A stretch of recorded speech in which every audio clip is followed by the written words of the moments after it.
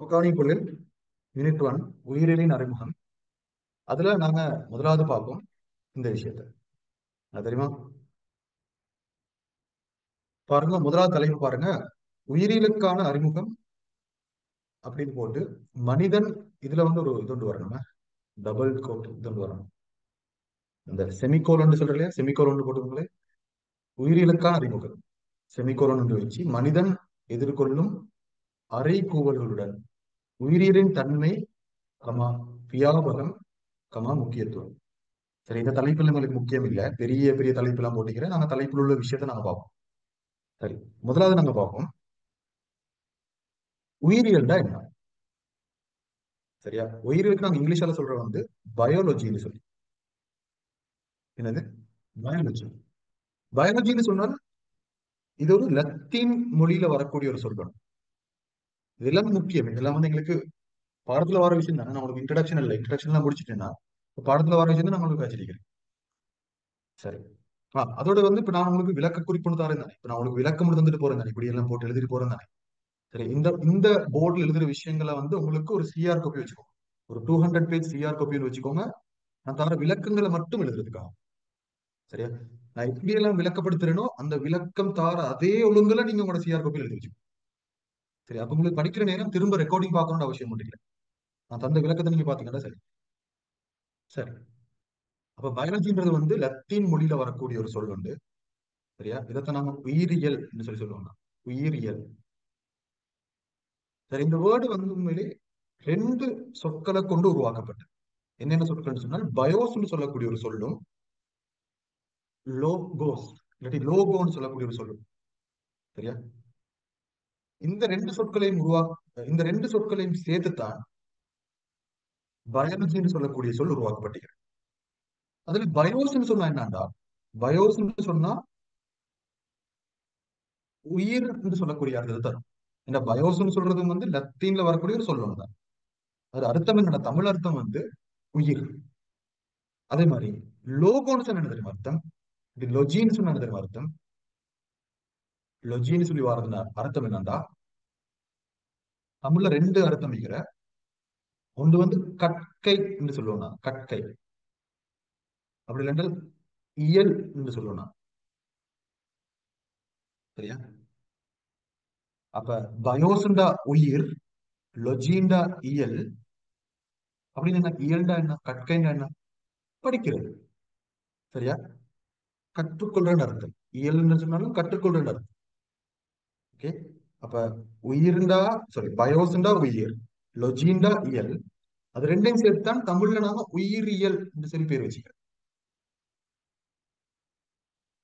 சரியா, உயிரியல் சொல்லி தமிழ்ல ஒரு சொல்லுவாரு. ரைட்டா, ஏன் நான் அப்படி சொல்றேன்டா, பயாலஜின்னா என்ன தெரியுமா? பயாலஜின்னா வரையிலக்கணம் என்ன தெரியுமா? சிம்பிளா ஒரு வசனத்துல சொல்லலாம் தெரியுமா? உயிரை பற்றிய கற்கை. அதுதான் பயாலஜி. இங்கிலீஷ்ல நாங்க சொல்லுவோம் வந்து study of life. Study of life, உயிரை பத்தி படிக்கிறது, உயிரங்கியலை பத்தி படிக்கிறது. அதான் பயாலஜி. சரியா, பயோஸ்டா உயிர், லொஜிண்டா கற்கை. ரெண்டையும் சேர்த்து சொல்லக்கூடிய எப்படி சொல்றேன்னா உயிரை பற்றிய கற்கை. அதான் பயாலஜின்ற அந்த சொல்லுக்கான அர்த்தம், முழு அர்த்தம். சரியா, அப்ப பயோ, நான் திரும்ப சொல்ல பாருங்க. பயோஸ்ன்னு சொல்றது வந்து ஒரு சொல், அதுல அர்த்தம் உயிர். லொஜின்றது இன்னொரு சொல், அதுல அர்த்தம் இயல். ரெண்டையும் சேர்த்தா இங்கிலீஷ்ல வருது பயாலஜின்னு வருது. தமிழ்ல நாங்க ரெண்டையும் சேர்த்துன்னு சொன்னால் பயோஸ்ன்றதுக்கு தமிழ் அர்த்தம் உயிர், லொஜின்றதுக்கு தமிழ் அர்த்தம் இயல். ரெண்டையும் சேர்த்துன்னு சொன்னால் உயிரியல். சரியா, அப்ப இந்த பயோலஜி இது ரெண்டையும் வச்சு நாங்க பயாலஜிக்கு ஒரு வரைவிலக்கணம் கொடுக்கிறோம். என்னன்னா உயிரை பற்றிய கற்கை, உயிரை பத்தி படிக்கிறது. இப்ப நாங்க பயோ சயின்ஸ்ல வந்து 3 பாடம் வைக்கிறது தானே. இப்ப பயாலஜின்னு சொல்லி ஒன்றிக்கிற, பயாலஜின்னு சொன்னா உயிரை பத்தி படிக்கிறது. கெமிஸ்ட்ரின்னு சொன்னா என்ன? கெமிஸ்ட்ரின்னு சொன்னா சடப்பொருட்களை பத்தி படிக்கிறது. சடப்பொருட்கள்னா திண்மம், திரவம், வாயு, இதை பத்தி படிக்கிறது. சரியா, பிசிக்ஸ்னு சொன்னா என்ன? பௌதீகவியல். பிசிக்ஸ்ல நாங்க என்ன படிக்கிறோம்னா பௌதீக கணியங்களை பத்தி படிக்கிறோம். பௌதீக கணியங்கள். போதிய கணியங்கள் என்ன பிள்ளை? சரியா? நாங்க ஓலவெல்லாம் படிச்சிருந்தோம், கொஞ்சம் ஞாபகப்படுத்துங்க. தூரம், வேகம், கவி, ஆறுமுடுகள், அமர்முடுகள், நேரம், விசை, விசை திருப்பம், வேலை, சக்தி, இப்படி எல்லாம் கணியங்கள் தானே. அந்த கணியங்கள் எல்லாத்தையும் பத்தி படிக்கிறது தான் பிசிக்ஸ். கெமிஸ்ட்ரின்னு சொன்னா சடப்பொருட்களை பத்தி படிக்கிறது. சரியா? சடப்பொருட்கள்னு சொன்னா திண்மம், திரவம், வாயு, அதெல்லாம் இதால் ஆக்கப்பட்டிருக்குது, அணுக்களால் ஆக்கப்பட்டிருக்குது. அணுக்கள் வந்து புரோத்திரன், இலத்திரன், நியூத்திரன் ஆக்கப்பட்டிருக்கு, அதை பத்தி படிக்கிறது. அதான் கெமிஸ்ட்ரி. சரிங்களா? அதே நேரம் பயோன்னு சொன்னா உயிரை பத்தி படிக்கிறது. சிம்பிளா சொல்ல போனா அவ்வளவுதான். சரியா? முழுக்க முழுக்க நாங்க உயிரங்கியலை பத்தி தான் பயாலஜில படிக்க போறோம். சரியா? இப்ப உயிரை பத்தி படிக்கிறேன்னு சொல்றதான, உயிரை பற்றி படிக்கிறேன்னு சொல்றதுதான் பயாலஜி. சரியா? ஆனா ஒரு விஷயம் தெரியுமா? உயிர்னா என்னன்னு சொல்லி இன்றைக்கு யாருக்குமே என்னன்னு சொல்லி தெரியாது. அதான் விஷயம். உயிர் என்றால் என்னன்னு சொல்லி ஒருத்தர் கேட்டா இன்றைக்கு எனக்கும் சொல்லலாம், இன்றைக்கு உலகத்தில் இருக்கக்கூடிய எந்த ஒரு விஞ்ஞானிக்கும் கூட உயிர் என்றால் என்னன்னு சொல்லக்கூடியதுக்கான வரையறுக்கிறத சொல்ல முடியாது. உயிருக்கான வரைவிலக்கணம் இன்னும் தரப்படல, இன்னும் கண்டுபிடிக்கப்படல. உயிர்னா எங்களுக்கு என்னன்னு தெரியும். சும்மா யோசிச்சு பாருங்களேன். இப்ப வந்து உங்களோட உடம்பு இருக்குது. சரியா? உங்களோட உடம்புக்கு உயிர் கிடைக்கிறதுன்னு சொல்லப்படுது. அப்ப என்ன கிடைக்குது? உயிர்னா என்ன? ஒரு சக்தி உண்டா இல்லாட்டி என்னது அது? சரியா? உயிரை கண்ணால பார்க்கணுமா? பார்க்க முடியாது. சரியா? சுவைக்க முடியுமா? சுவைக்க முடியாது. தொட்டு பார்க்கணுமா? தொட்டு பார்க்கலாம். சரியா? எங்கட ஐம்புலன்களுக்கு அப்பாற்பட்ட நுகர முடியுமா? மனம் இருக்குதா உயிருக்கு? இல்ல. கண்ணால பார்க்கலாம், சுவைக்கலாம், தொடையலாம், மனம் கேட்கலுமா? எங்களுக்கு உயிர்ட சத்தம் உண்டு என்ன மனசில் கேட்கலும் எங்களுக்கு ஒண்ணுமே செய்யல. அப்ப உயிர்னு சொல்லக்கூடியது எங்களுக்கு ஐம்புலன்களுக்கும் அப்பாற்பட்டது. எங்களுக்கு இருக்கிறது அஞ்சு புலன்கள் தான். கண், காது, அஞ்சு புலன்கள் தான் எங்களுக்கு இருக்கு. கண், காது, மூக்கு, நாக்கு, தோல். இந்த ஐந்து புலன்களாலையும் எங்களுக்கு உயிரை பார்க்கல. அப்படின்றக்குள்ள எப்படி நாங்க உயிர்ண்டா என்ன அது? ஏடா, இப்ப நாங்க இறந்து போற நேரம் எங்க உடம்பை விட்டு உயிர் பிரியுதுன்னு சொல்றோம். என்ன பிரியுது?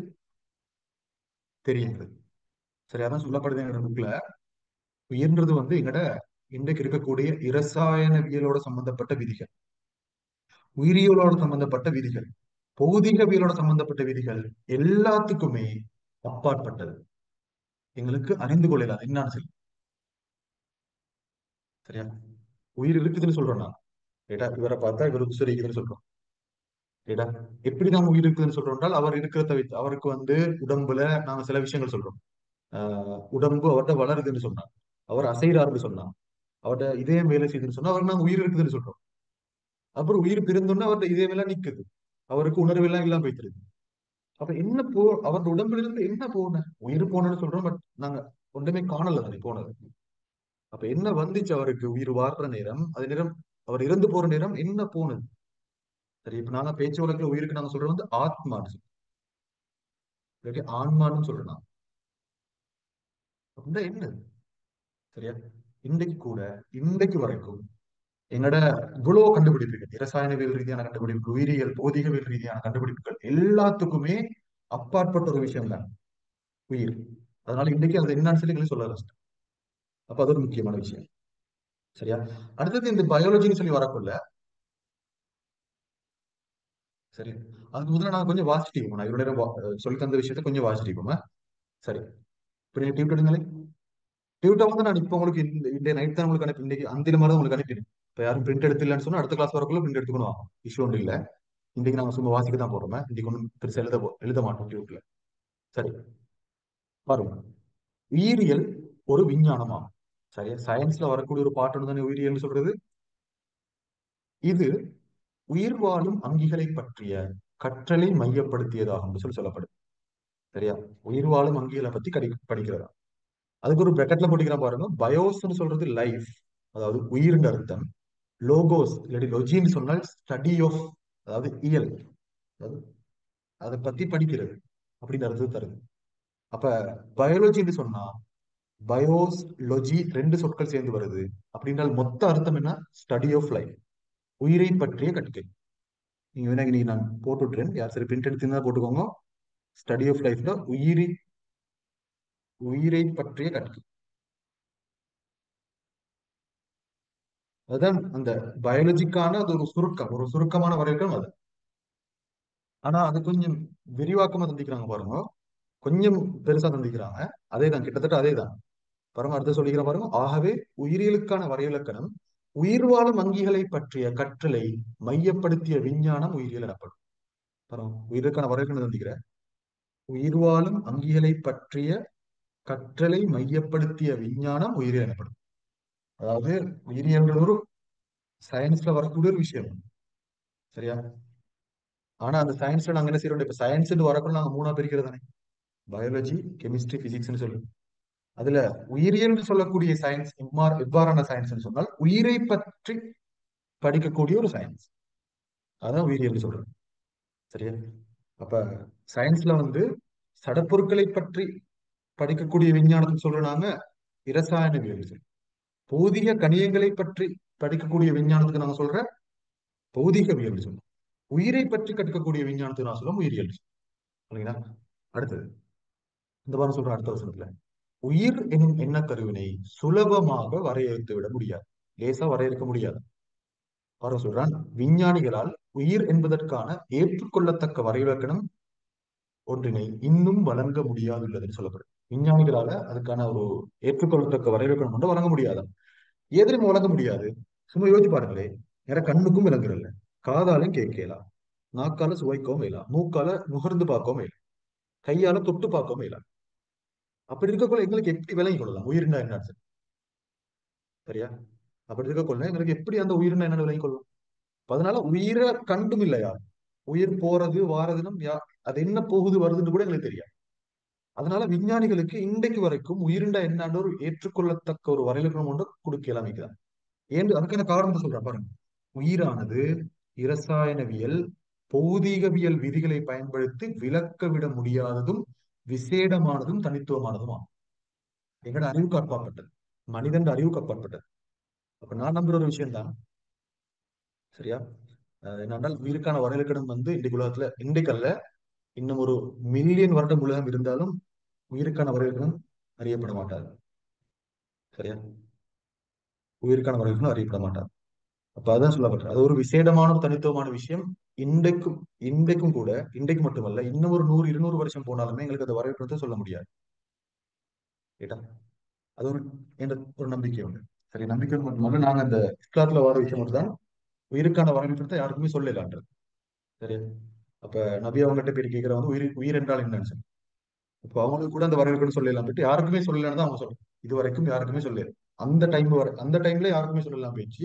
இது வரைக்குமே யாருக்கும் சொல்லலாம் போகுது. அந்த வரவேற்கத்தை யாருமே கண்டுபிடிக்க மாட்டாங்கன்றதான் நான் என்ன நம்பிக்கை.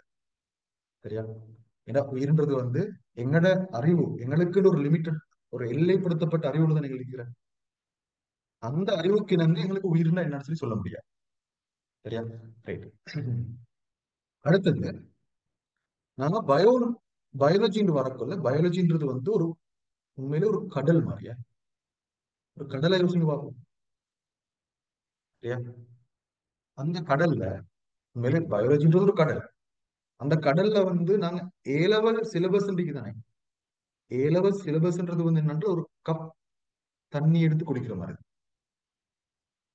அவ்வளவு சின்னதான் ஏலவல் சிலபஸ். அப்ப யோசிச்சு பாருங்க, பயாலஜின்றது எவ்வளவு ஒரு பெரிய ஒரு பாடப்பாடம் போச்சு. சரியா? அவ்வளவு பெரிய பாடப்பாடம். ஏன்னா பயாலஜில உங்களுக்கு பிஹெச்டி வரைக்கும் போய் அதுல நிபுணத்துவம் அடையலாம். அந்த ஆளுகள் சொல்றது பயாலஜிஸ்ட் சொல்லி, பயாலஜிஸ்ட். அவங்கள்ட்ட கேட்டா கூட சரி, அவங்க ஏ லெவல் செஞ்சு பிஎஸ்சின்னு சொல்லி ஒரு கோர்ஸ் ஒன்று முடிச்சு யூனிவர்சிட்டியில, அதுக்கப்புறம் எம்எஸ்சின்னு சொல்லி ஒன்று செஞ்சு அதுக்கு ஒரு பெரிய ரிசர்ச் எல்லாம் செஞ்சு கிட்டத்தட்ட ஒரு 13 10 வருஷம் படிச்சுதான், 13 15 வருஷம் படிச்சுதான் பயாலஜிஸ்ட்னு சொல்லக்கூடிய பொசிஷனுக்கு நிக்கிறாங்க. அவங்கள்ட்ட கேட்டாலும் அவங்க என்ன சொல்லுவாங்க, பயாலஜின்றது ஒரு கடல், அது ஒரு கப்பத்தை நான் குடிச்சிக்கிறேன்னு சொல்லுவாங்க. அப்ப யோசிச்சு பாருங்க, அப்ப ஏ லெவல் ஒரு கரண்டி. பயாலஜின்னு சொல்லக்கூடிய பெரிய ஒரு பரப்பு பாடத்திட்டத்துல ஒரு கரண்டி தான் ஏ லெவல் சிலபஸ், அவ்வளவு ஏ லெவல் சிலபஸ் என்னது.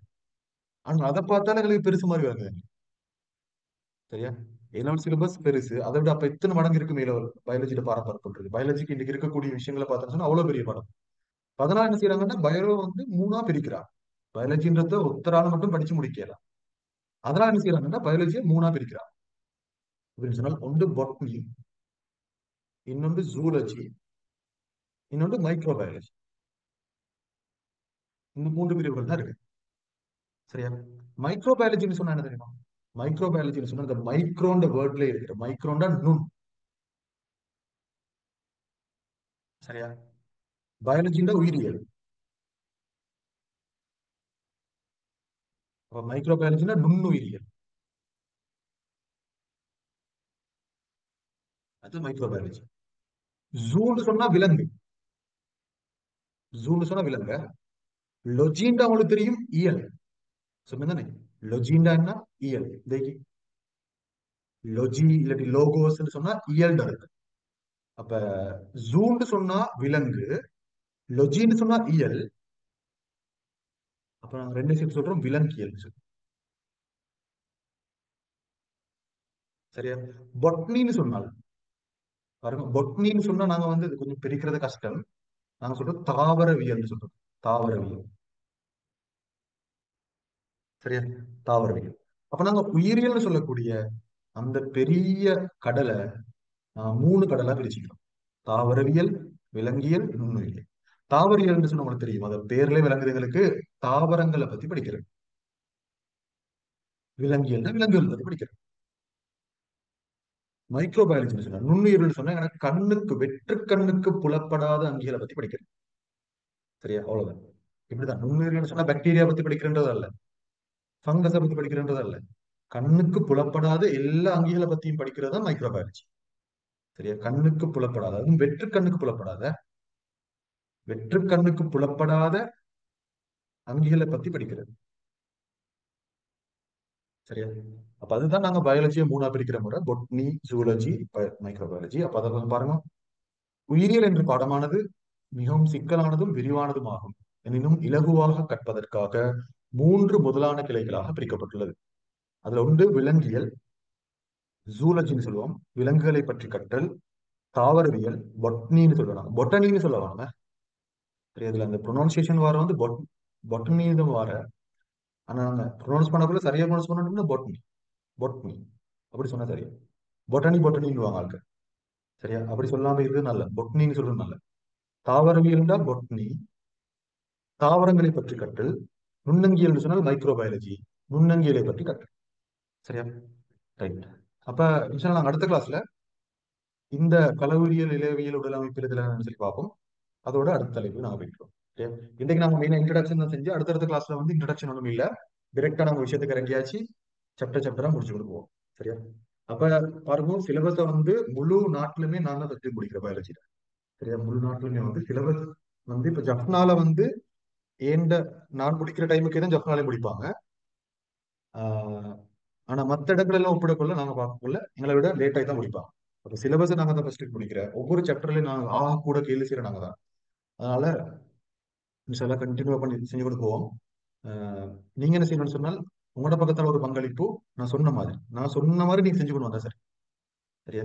நான் ஏற்கனவே சொல்லிக்கிற சில விஷயங்கள் அந்த இன்ட்ரடக்ஷனோட மனசுல வச்சுக்கொண்டு நான் இடைக்கிட நான் உங்களுக்கு சொல்லுவேன் சில விஷயங்களை. இப்ப உதாரணமா வந்து இந்த பகுதியை ஃபுல்லா முடிச்சுட்டு பேப்பர் செய்யுங்கன்னு சொல்லி சும்மா சொன்னீங்களே, அதை நீ செய்யணும் கட்டாயம். இந்த வீடியோ 3 தடவை பார்க்கணும்னு சொல்லுவேன். நான் இப்ப உதாரணமா உங்களுக்கு காட்டுன்னு பாருங்க. நான் வந்து வாட்ஸ்அப்ல சில விஷயங்கள் நான் உங்களுக்கு சொல்றேன்னு சொன்னா, இப்ப இந்த வீடியோ அனுப்பிட்டு இது வந்து நான் 2025 பிள்ளைகளுக்கு படிச்சு கொடுத்து நினைக்கிறது. இது வந்து இந்த என்னோட தாடியில் அசைவு எப்படி நடக்குதுன்னு சொல்லி அவங்களுக்கு விளங்கப்படுத்திட்டு நான் இந்த வீடியோ அனுப்பி சொன்ன அவங்களுக்கு 3 தடவை பாருங்கன்னு சொல்லி. அப்படி சொன்னா நீங்க செய்யணும். சரி, இலபரேஷன்ஸ் பாருங்கன்னு சொன்னா செய்யணும். என்ன நான் சொல்றேனோ இந்த இப்ப சும்மா உதாரணம் சொல்லுவோமே, யூனிட் 1 முடிச்சுட்டு நான் சொல்லுவேன் யூனிட் 1 இருக்கிற 2000+ MCQ புக்ல எல்லாத்தையும் முடிக்கணும்னு சொல்லி.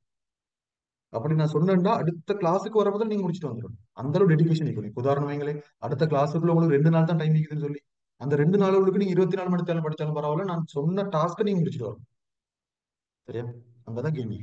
அப்படி சொன்னீங்கன்னா போதும். அதுக்கப்புறம் மத்த பத்தில நான் பார்க்க முடியும். உங்களுக்கு நல்ல தியரியை தாரது, நல்ல பேப்பர்ஸ் தாரது, எல்லாம் நான் உங்களுக்கு செய்யறேன். நீங்க செய்யணும், நான் சொல்றது மட்டும்தான். நான் சொல்றது மட்டும் நீங்க செஞ்சீங்கன்னா போதும். சரி, அது மட்டும் தான் உங்கள்ட்ட கேட்கிற ஒரு விஷயம். இன்ஷால்லா அடுத்த கிளாஸ் சந்திப்போம். அடுத்த கிளாஸ் வந்து நாளைக்கு இருக்காது. ஏன்னா நாளைக்கு நாங்க டைம் டேபிள் படி பார்த்தா நாளைக்கும் வைக்கணும். அடுத்த டியூஸ்டே தான் இருக்குங்க. இந்த டியூஸ்டேக்குள்ள நாங்க இந்த செகண்ட் கிளாஸ் தான், இந்த ஃபர்ஸ்ட் கிளாஸுக்கு ஃப்ரீயா வைக்கிறேன். அது பிறகு பேமெண்ட் எடுத்துட்டு தான் அது பிறகு வைக்கிற அந்த டைம் உண்டு வேணும் எங்களுக்கு.